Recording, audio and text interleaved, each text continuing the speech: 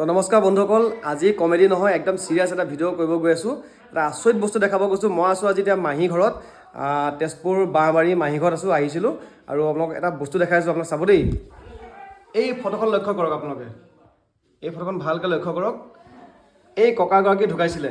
ঢুকাওঁতে তেখেতৰ যিখিনি মানে পৰিয়ালবৰ্গৰ মানুহ আছিলে, নাতিৰ পৰা যি জোঁৱাই নিজৰ পুত্ৰ বোৱাৰী সকলোখিনি বা গাঁৱৰ ৰাইজ এনেকৈ আছে ইয়াতে, মানে তেখেতৰ ওচৰত দেখা পোৱা গৈছে। আৰু এই ফটোখনতে এগৰাকী ছোৱালী আছে, এইগৰাকী। আৰু এই ছোৱালীগৰাকী বৰ্তমানৰ অৱস্থা দেখাই আছোঁ।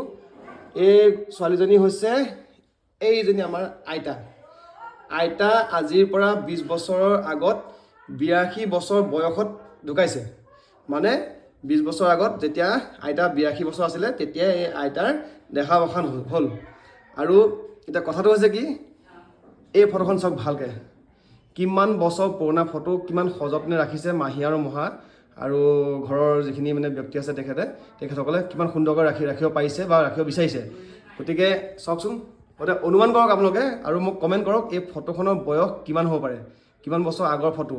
গতিকে এইটো এটা সাংঘাতিক সৰু কথা নহয় যে ইমান পুৰণা ফটো এখন সযতনে আজিও নিজৰ ৱালত খুব ধুনীয়াকৈ ৰাখি থৈছে, অকণো ক্ষয় ক্ষতি নোহোৱাকৈ। গতিকে কমেণ্ট কৰক যে এই ফটোখনৰ বয়স বৰ্তমান কিমান চলি আছে। ধন্যবাদ।